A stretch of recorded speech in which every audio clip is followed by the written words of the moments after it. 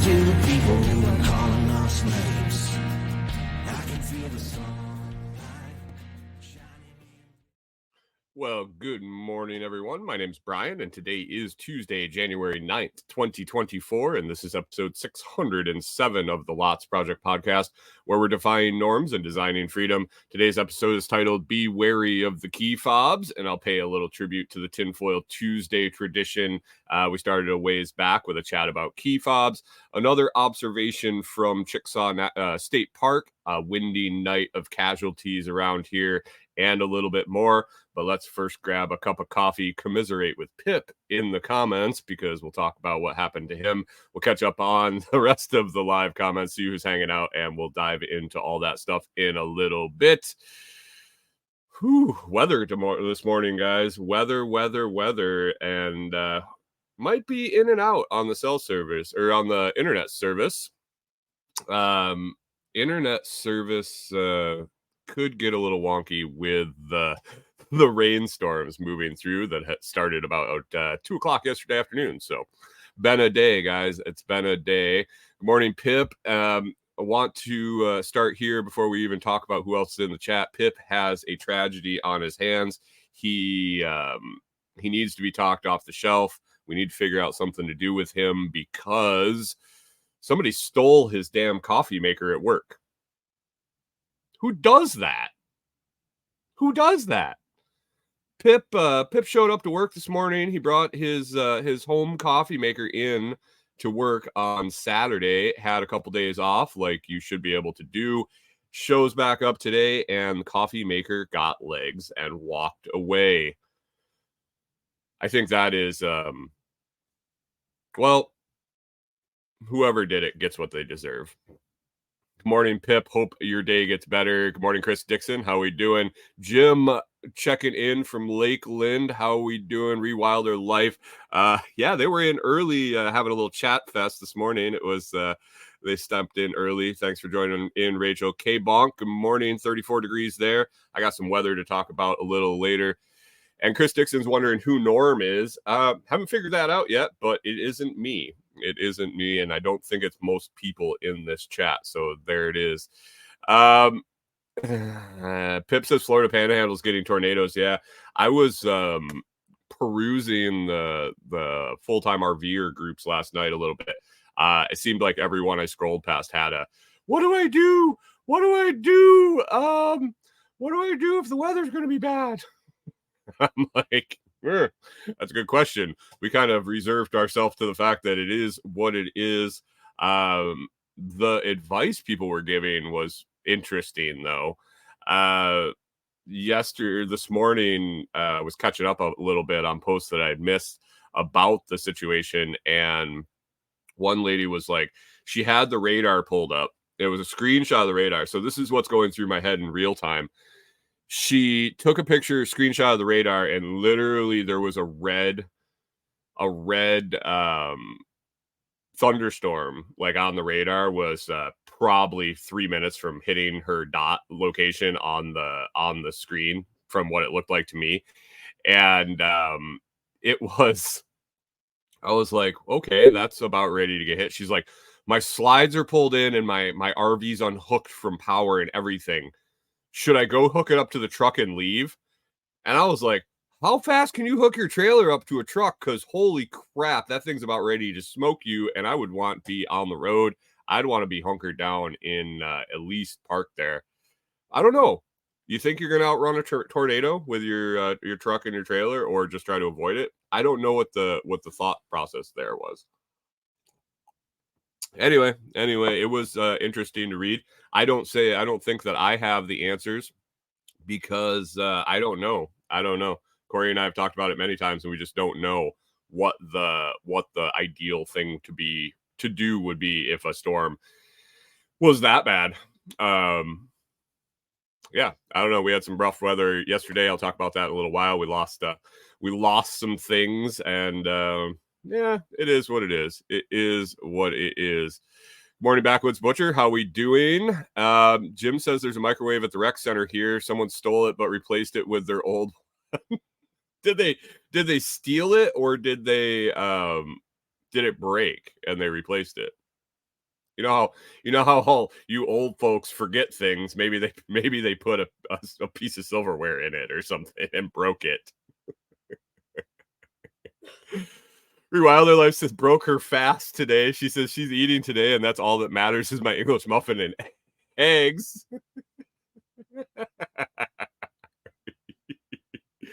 Oh man. Oh man. Anyway, Silver Bullet blend this morning. Another French press of that, and I'm a little far into it, a little farther than normal when we started the show, so little wound up. Oh man, Jim's always worried about elder abuse. I'll show you elder abuse. I didn't know that that saying things was considered elder abuse because usually you can't hear what I'm saying anyway. So, good morning, Hunter, swinging in on Twitch. How we doing? What is on the list today? I'm going to talk about a little conversation Corey and I had. Corey and I had this weekend. On our drive to or from the state park. I can't remember which it was, but it kind of goes down a little bit of a conspiracy theory-esque road. But we're going to talk about key fobs, and I don't know. It's just a thought that I had. Also going to talk about uploading some videos yesterday to Amazon Associates and how I ended up faring, because I'll get into I think I talked yesterday and possibly Friday about my struggles with getting some videos rejected and some other stuff here. So anyway, crazy weather here overnight. The wind was pretty significant. It was pretty significant. Yesterday after dog walks, we came back and the shower, which was a little worse for wear, the shower tent that we had outside, it was already a little worse for wear. Some poles had snapped along the way. Some had bent. The corner tie down, like stake down tabs had kind of ripped apart. It wasn't in the best shape. We came back from the dog walks and it was pretty much on its side. It was definitely not usable in its current state. Corey and I talked about it real quick, and I went out, basically pulled all the poles out of it, rolled it up, put it in the back of the truck, and we will see going forward if we can pick it or get it put back up, whether we keep it for a spare, possibly could do something with it out at Tim's property. I don't know, but the poles look pretty bent up for our use as portable up and down. So I don't know. We might have lost a soldier there. We might have lost that tent. Getting one ordered today, so we can get back to outdoor showering. But it's not going to really matter for a little bit because it's going to get a little chilly around here. Good morning, Pickle Pete. How we doing? You guys lost power at 9 p.m. last night. Testing preps today. Was it bad weather or something else that you lost power for? And good morning, Gingerbread Farms. How we doing? Anyway, while all that weather was going on yesterday, I spent the most of the day making some more Amazon videos. I'm going through all my old reviews, and man, my content sucked, guys. I don't necessarily know about sucked, but I watched the older videos compared to the newer ones, and I have to be happy with the fact that I've gotten better at this.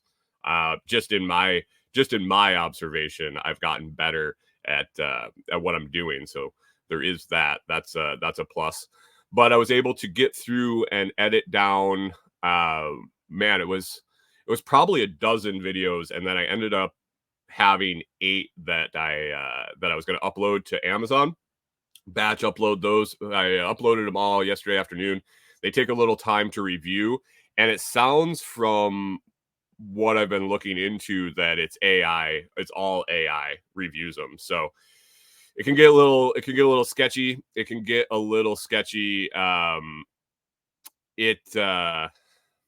is what it is. So got down to 8. It got down to 8 videos and uploaded them. and had to wait till this morning to see if they got rejected, accepted, and then I still won't know if they're placed on what is called. Hey, I'm learning terminology. So when you go to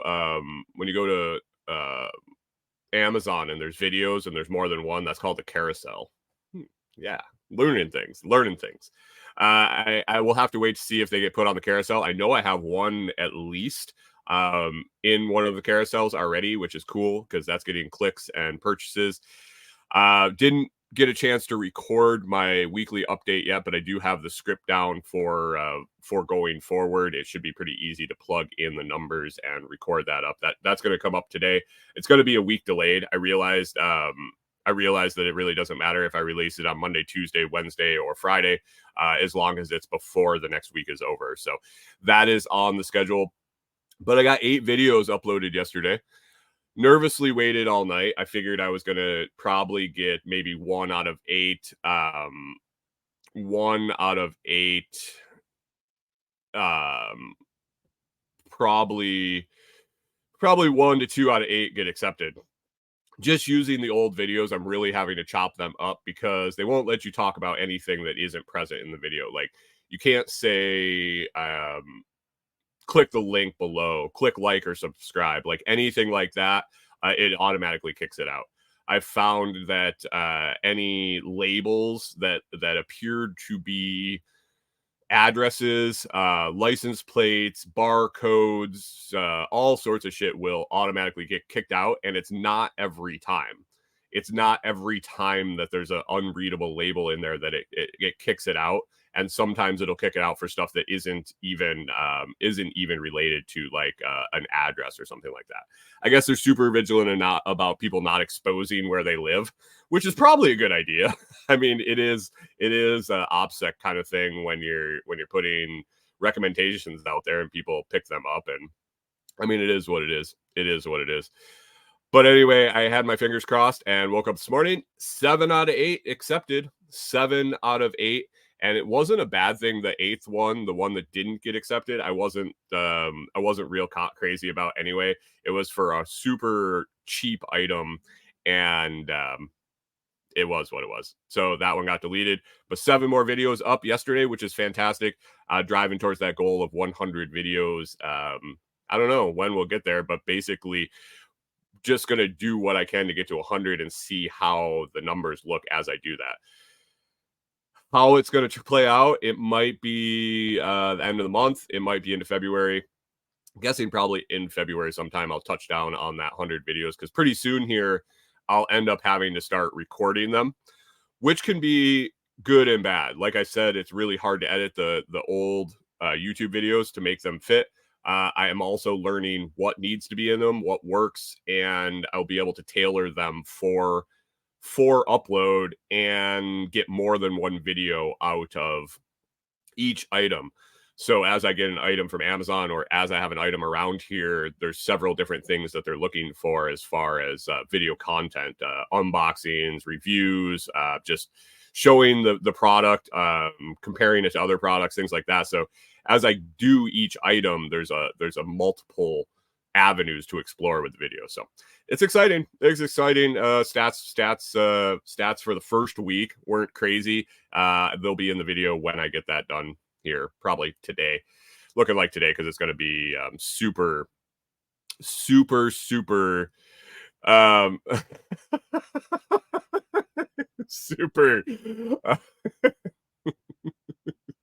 Do you need me to do this, Rachel? It's going to be crazy weather today, so I don't know how much I'm going to want to be outside, even though I'm going to have to go and get wood because it's going to get cold here. But anyway, to the main topic, key fobs. It's not that crazy. It's not that in-depth, but I thought I would channel a little bit of Tinfoil Tuesdays today after Corey and I had a little conversation this weekend. We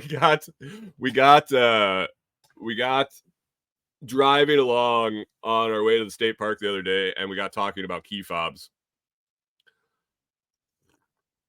Well, actually, the conversation started because we got talking about all the electronics and gadgets and stupid shit that they started putting in cars.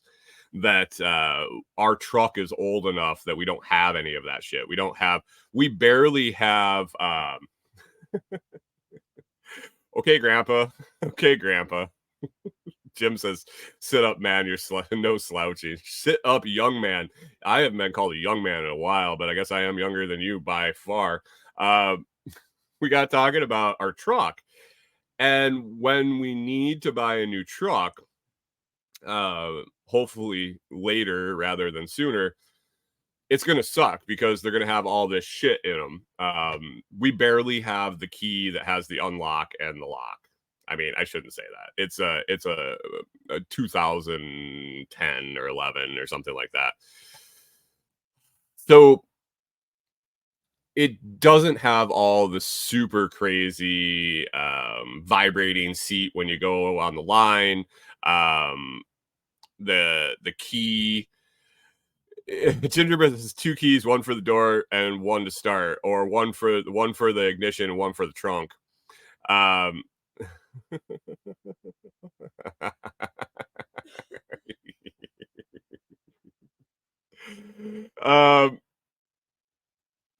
so Corey and I were just like lamenting the fact that at some point our truck's going to die, and at some point it's not going to be worth fixing or putting money into. And we're going to have to experience this. And so we went down that road talking about all the stupid shit in them. And I was like, I don't remember if it was her or I brought it up, the key fob thing, the no key start, the no key.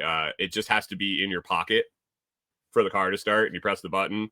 And you see all the stories of the people that get places and they didn't have their key. Like it was close enough to start their car. Good morning, Canadian Farmstead. And Jim says this conversation's irrelevant. He's turning down his hearing aids because his Model T doesn't have all these gizmos. But you hear all the stories about people that like, oh man, started the car and got where I was going, didn't have the key fob, couldn't get back in, couldn't get it started, couldn't leave to go into the store, blah, blah, blah, blah, blah, all that shit. And I got thinking, I was like, everybody thinks that the government's going to control all these cars with like the OnStar, which they can. Like, obviously we've seen cases where carjackings and that, and they just disable it and it stops. Like, I get it. Like, they're showing their hand there. I think it's the fobs, guys. I think it's the key fobs. I think that we are going to, Chris Dixon says, not the car's fault. People are dumb. Yeah, I do. I agree that people are dumb, but I think there might be a more end around there. If we can, well, Jim says a kill switch is coming in the new car near you. What if we can tie the key fob to not only the car, but the front door to your house, your electricity, your TV, your water spigot, your everything. And maybe that key fob turns on and off different things depending on your, maybe, I don't know, social credit score, something like that. It's not just your car. Crazy? I don't know. Gingerbread Farm says Tesla uses your phone. Okay. Perfect. Maybe we can integrate key fobs and cars. Or key fobs and phones, excuse me. I don't know. It just came to me. It was like, we can put kill switches in the car. We can turn off the electricity. We can do all that, but that's all individual. What if we had one point of contact for each person and they had to carry their fob? Or maybe even they implanted the thing in you. So just as you move around society, yeah.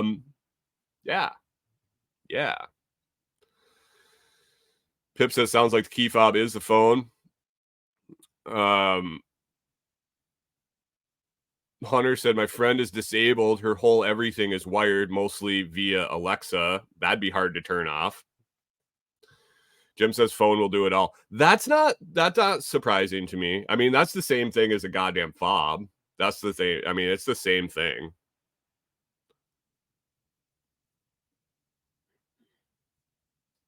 Uh-oh. Rachel has a private conversation for me. Rachel, I didn't mean to say it. I swear. Anyway, that was something Corey and I spun on, and Pickle P says I have a digi front door. That's great. What if the batteries die, dude? What if the batteries die, dude? I don't know. Transhumanism. With Elon, yeah, that's like where they implant the chips in their head, isn't it? Brain implants, yeah. They can have that, man. There's people that are excited for that shit. Go ahead. I'm going to be out in the woods by myself for sure in that case. Like, I don't need a chip in my head. I don't need a chip in me at all. Like, I have enough problem taking care of my own thoughts, let alone other people put shit in my head. Pickle Pete says a brick. Oh, that's great. Bank accounts and phones already set up. Not a stretchy thought at all. Yeah, Rewilder Life says she doesn't even have online banking. We were talking about that last night, and then or Alexa or that shit. I dabbled with the virtual assistant on my phone at one point, and I was like, yeah, this is fucking nuts. No. Turned it all off and went in the back end, turned everything off.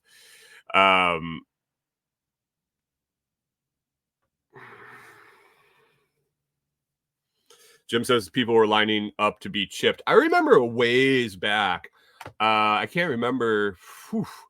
Must have been maybe 2010-ish.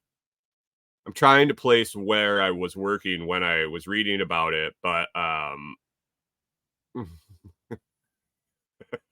MSU Rifle says he has a chip on his shoulder.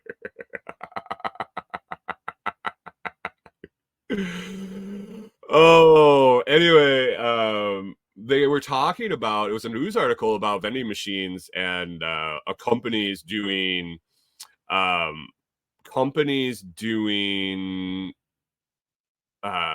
vending machines at work with implanted chips, and the employees talking about how wonderful it was to get a chip in my hand, and now I don't have to bring my wallet to work. All I do is scan my hand in front of the machine and it gives me my food. And I was like, you guys are fucking nuts. The whole company was super excited to get this. They were super excited. And I was like, you guys are insane. Jim says, yeah, MedInfo could be so you could be scanned like a cat or a dog. That's exactly it. So anyway, the vending machines were in there, and they were telling people that if you didn't want to get the chip, you weren't going to be able to use the vending machines because they were going to take all the other payment options out of them. And I'm like, okay, I guess I'm bringing my lunch, but holy shit. Yeah. Dixon says, what happens when you get fired? Exactly. Pickle Pete says, vending machine palm scan. Yeah, Squirrel stocks those. Interesting.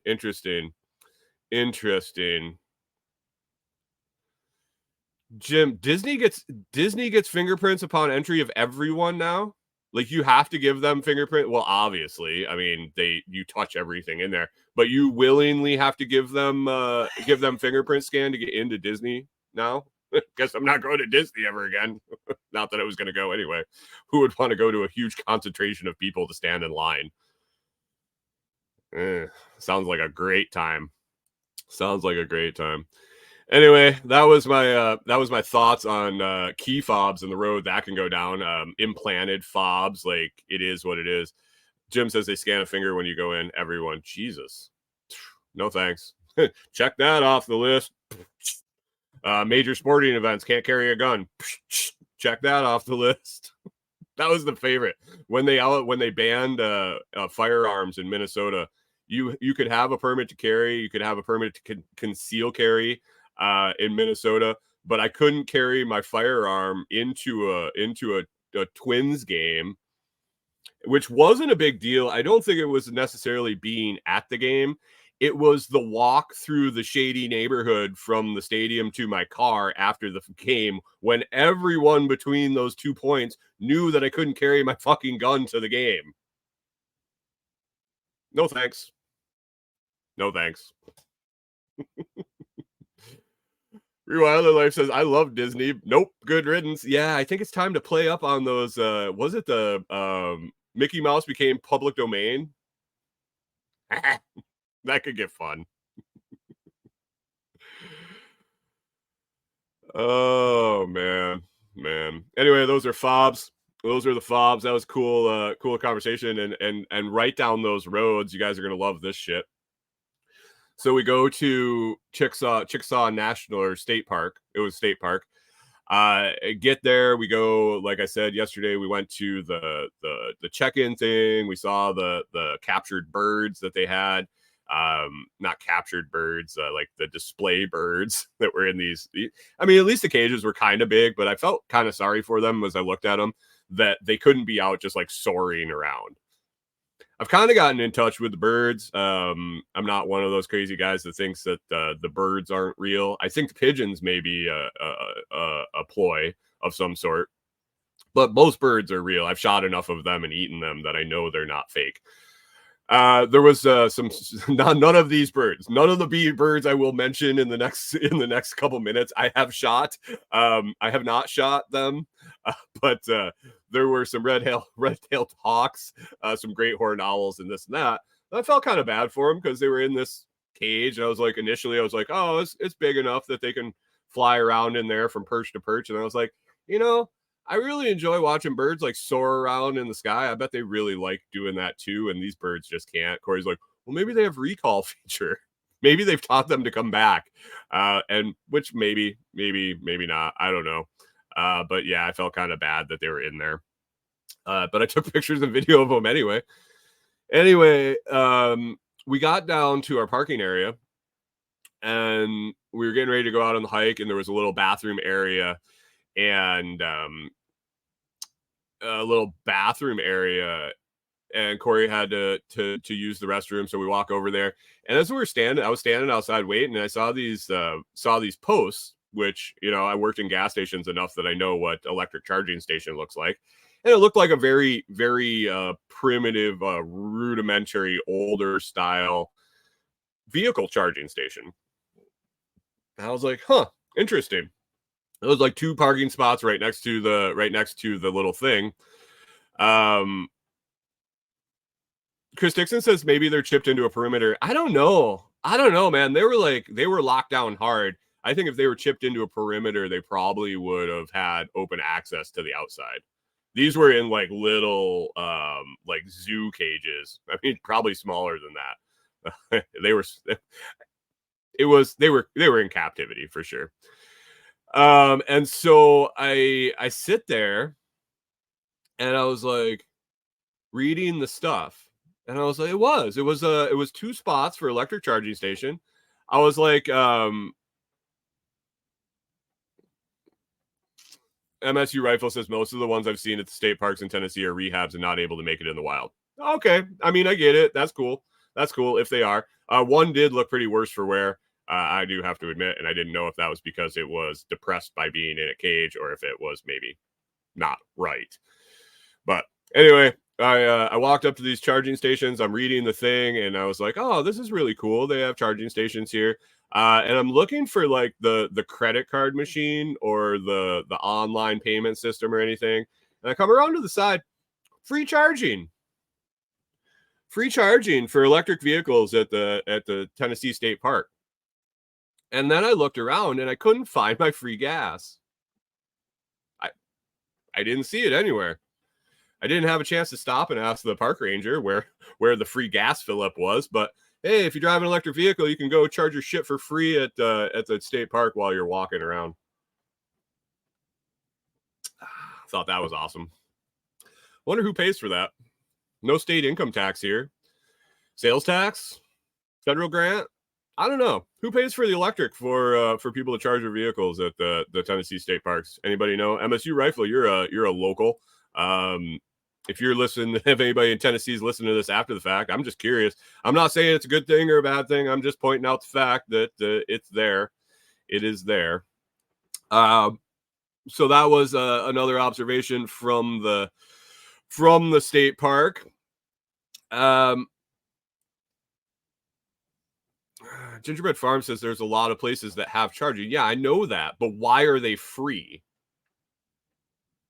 Why? How does that make sense? Or they got a grant? Electricity just doesn't make itself. I mean, it does at James's house, but he still had to buy the panels and shit. Like, I don't get it. I don't give a shit if it's high speed or not. High speed, low speed, still fucking electricity that no one's paying for, or somebody's paying for that's not the person getting it. You're a socialist, aren't you, James? Anyway, with the shitty weather that came in yesterday, with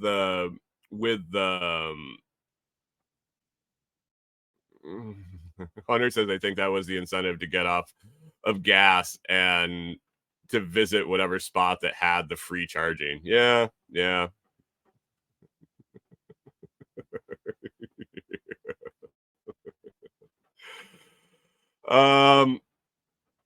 Rewilder Life asked if they had paid for a card. No, that's the thing. Like, I looked, I figured there was a card somewhere, and no, it sure as shit just said free. I was actually looking.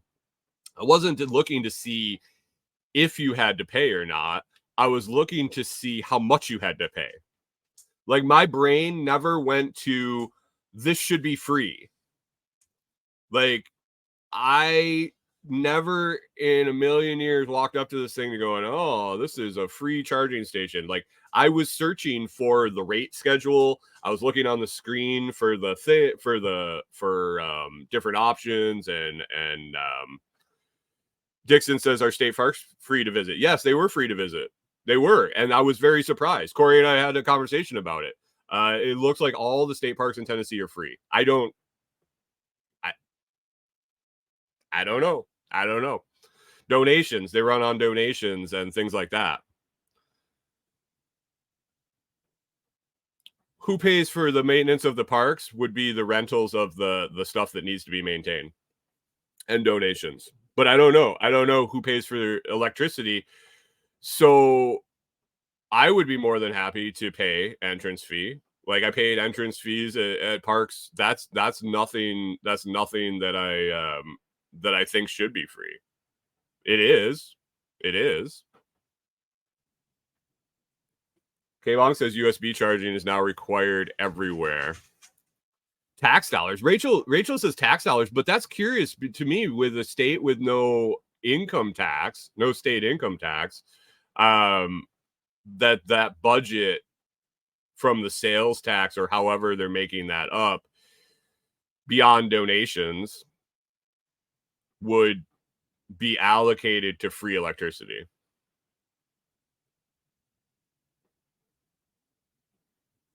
Federal tax. Maybe it's a state park. I don't know. Maybe they get a grant. I don't know. Pay for it all anyway. They pay for it all anyway. The state park, the free state park thing, there's a couple different ways to look at that. If it is just a state park, if it is trails, non-maintained trails maintained to a minimum standard, marked trees, the trails that we were on were basically spray painted dots on the trees, different colors. There were some amenities, but I feel that a piece of land that sits there idle, that has somebody run a chainsaw every once in a while, could either be, Dixon says grants are still taxes. Yeah, they are. Anything the government does is a tax, because they don't make anything of their own. I think that is a very a very easy thing to fund through private donation, through volunteer work, through the things like that. The bulk of the state park that we saw had amenities, but they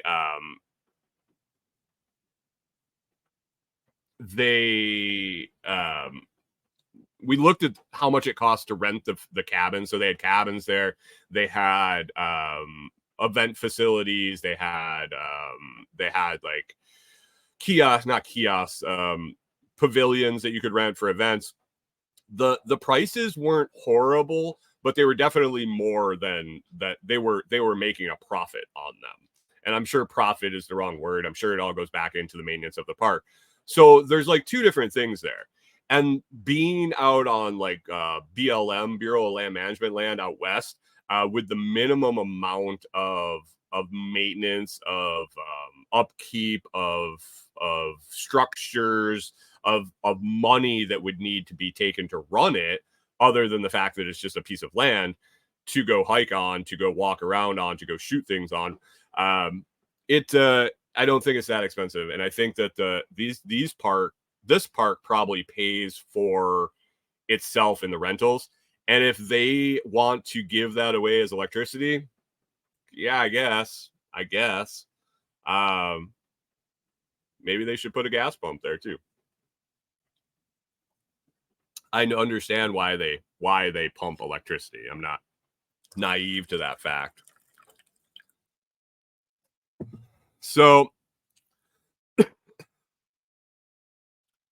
Gingerbread says, or MSU Rifle says, Tennessee has an excess of tax revenue. Don't spend all they collect. Then they should lower the sales tax. I bought some shit the other day, and I don't know if it was the county I was in or what was going on. 10%?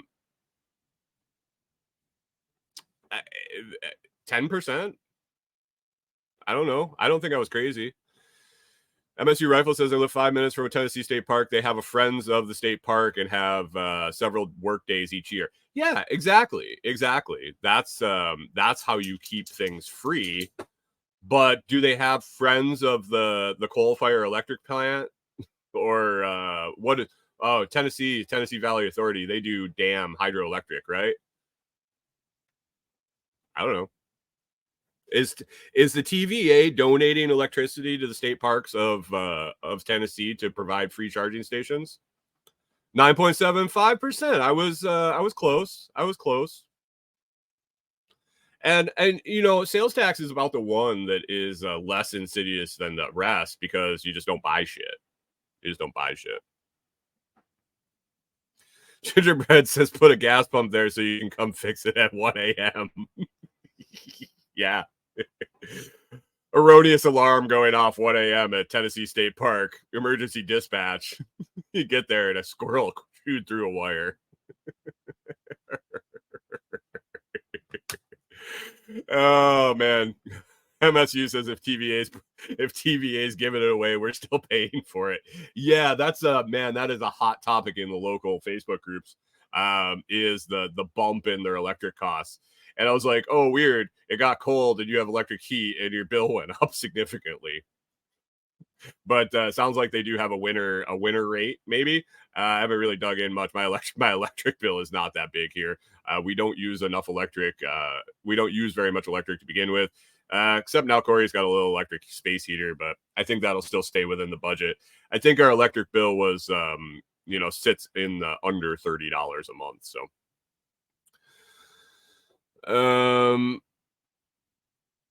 Jim says there is a village that was north of us that had their own power plant in the village, paid a lot less than outside.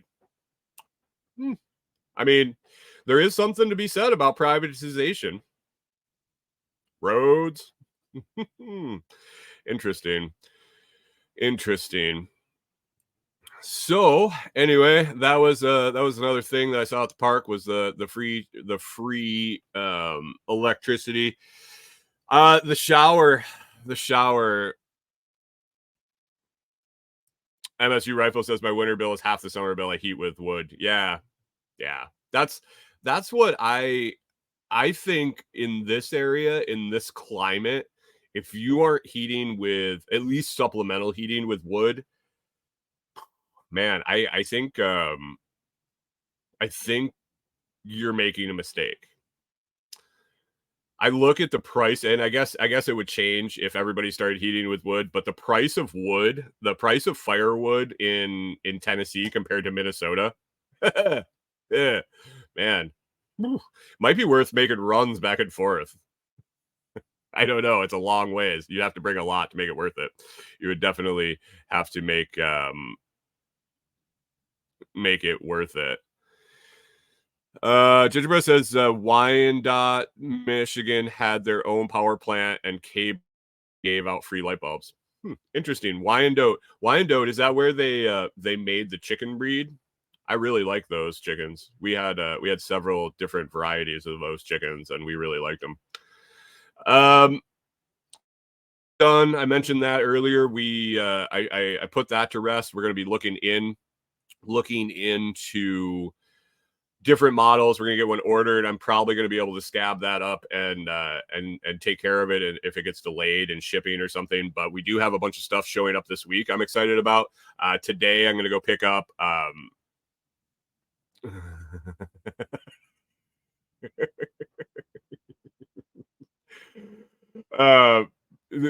the heating thing, Chris Dixon says, but if you're running AC through the summer, why such an increase? The theories of why the people's electric bills are jumping are cracking me up. They're talking, and it could be true. It could be true. They're talking about, they were talking about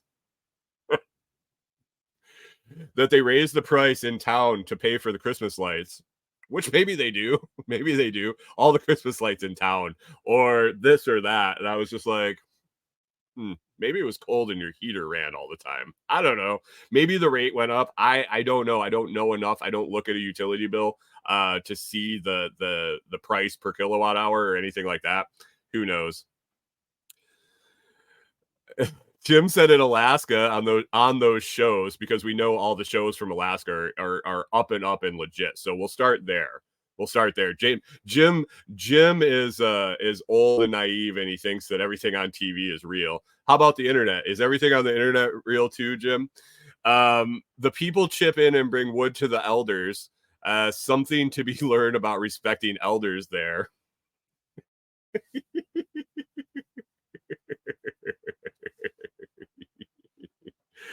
Hunter, the HVAC guy, comes in, weighs in with a great point.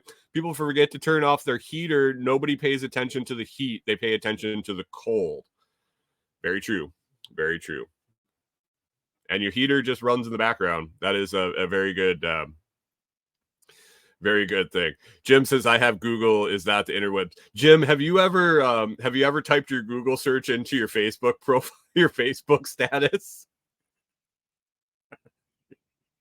Chris Dixon, he ain't no spring chicken either. He says he can't put it on the internet if it isn't true, right?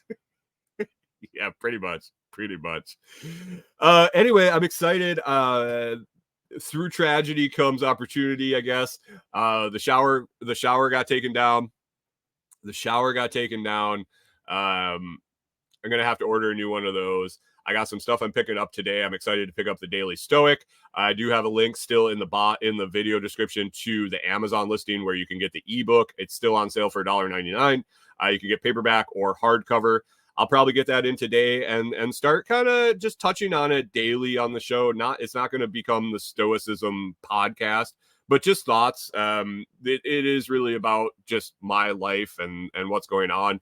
So I think if I'm sitting there and if I'm sitting there contemplating something for a significant amount of my day, obviously it should be brought into the show. So if you want to follow along, I will definitely be sharing what kind of path I'm going to take through the book. Chris is only on sale in the US and UK. I'm sorry. Aren't you part of the UK though? Or did you guys finally get your independence in Canada? But yeah, Daily Stoic showing up today. We got some other items showing up today, and tomorrow is the scheduled delivery of our new chairs. This is a great opportunity for more videos for me, which is exciting. The chairs are a significant purchase. The price point is up. I'm seeing that there is a big drive in Amazon Associates to get the super high dollar items. I think there's a sweet spot and a niche for that that mid-range price, that $50 to $300 items, where people see the price and they're like, nah, the commission isn't that great.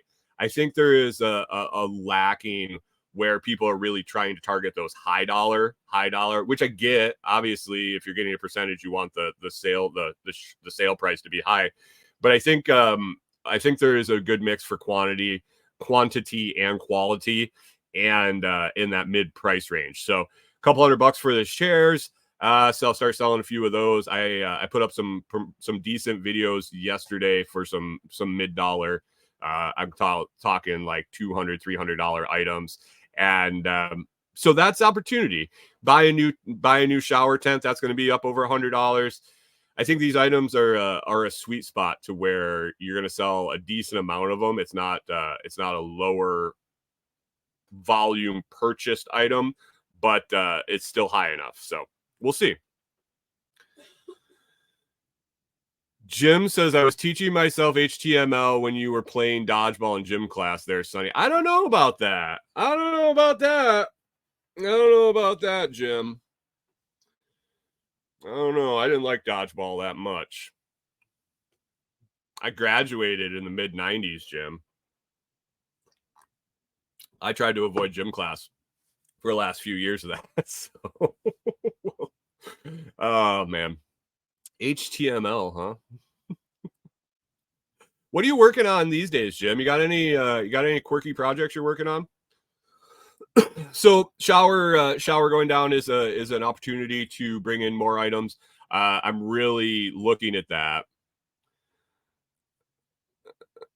Gingerbread says volume. You need to make the video once and let the money trickle in. Yes and no. Yes and no. Yeah. The way to make it work is to get your videos on the review pages. They're not on the review pages, on the product listing pages, and they periodically will rotate those in. So you constantly need to be uploading new videos. I shouldn't say constantly. I think if you get enough of volume there, you're gonna trickle in anyway. But doing the storefront, and I think as I build a following on the storefront where people can go and just start there, look at the recommended products page, look at the lists, see all the videos directly, and then purchase from there, that helps. But as far as on listing items, I think if I put 1,000 videos up in the next 2 months and then didn't do anything, I think there would be a big pop and a slow trickle off. From my observation, I haven't been doing it long enough to know that for sure. Assumption through different conversations. So, but anyway, the guy that I found on YouTube the other day, and I started looking at his stuff. He has an extension for Chrome that helps sort this stuff out. And I was digging into it yesterday, and I think it's definitely going to be one of those items that once I have consistently started making more than the cost of the extension, that it would be beneficial. I sent the guy a message. I asked him really what type of increase in productivity will I have with this? And we had a chat about it, and I think it's reasonable. He definitely understands that I don't want to come out and throw money at something that I'm trying to build up from zero and see how I do. But it's definitely, I think, part of that reinvestment of earned funds, not to go negative to do it, but maybe kick it back in there to just make it better. So I'm going to explore that when the time comes. And at 30, I think it's $30 a month. So was that a dollar commissions a day goes towards making your life easier? We'll see. With a goal of hitting $100 a day, 99 would do. I got 99 problems, but that Chrome extension is not one of them. So that's coming up. I did find a little leak right above the roof there. I remembered as I saw a water drip come out that I had a water drip in a last major rain event, and then it passed me by. I think I have a little bit of pooling going on next to something that I installed on the roof. I was able to shine a light up in there and see where the drip was coming from, and I should be able to get sealed up as soon as we dry up enough, and I can get up on the roof and get it sealed sooner rather than later. It didn't look too worse for wear up in where I got to shine the light, so that will get taken care of. I mean, RVs are notorious for having leaks, so it will be what it is, and we'll get her fixed up and assess the damage if there is any. But I think it was just leaking through a pinhole, or not a pinhole, but a crack in the sealant or something. And I just got to get up there and seal it up. But these big rain events will definitely expose things like that. What else is on the list here? Short topic, 9 minutes. We got some cold air coming.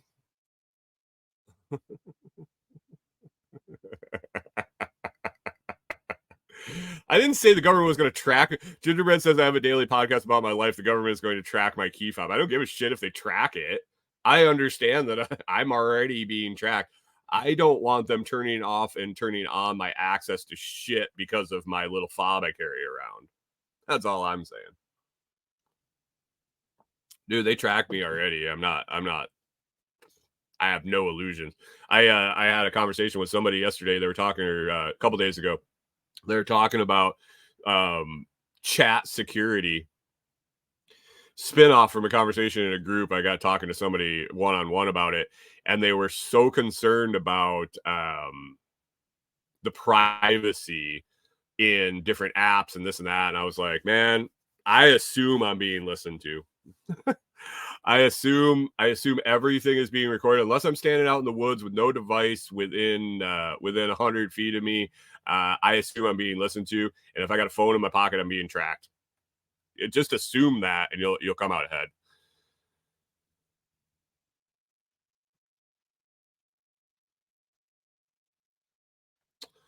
All right. Anyway, it's gonna get cold here. I just was gonna bring up some things I had noticed the other day. It's supposed to get cold here for a couple days. It's supposed to get really cold. It looks like for one overnight, I was seeing single digits, like low single digits, like 0, 1 degree, something like that. But it reminded me of something I was thinking about the other day. I was on Facebook, I think, but this isn't just isolated to Facebook. I was scrolling through and I saw a local group had posted some future prediction maps of the weather. Now, it turned out it's going to get cold, which is fine. I don't mind knowing that that's coming up. It allows me to get prepared a little bit more.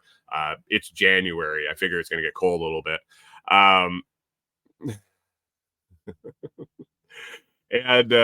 So I was kind of following along, and I saw similar maps again, and you've probably seen them recently. It's a big map of the United States, and it's got like bright red and white and purple, like all the danger colors. You see them in the summer too. It's weird.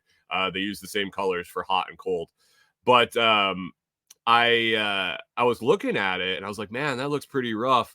And the topics is the headline said something like super cold future head, blah blah blah blah blah, one of those extremist headlines. And I was like, holy crap, it's gonna get really cold. And for some reason, I don't know the map well enough. Like, I know kind of where we are, but unless there's major points on the map, I'm like, I don't know exactly where we are. And we were kind of like on the border of one of the transitions of the temperatures. So I was like, oh, I'm not used to this area. I wonder what cold means here. So I clicked on the map and I'm looking at the colors and I'm like, I can't tell what each color means.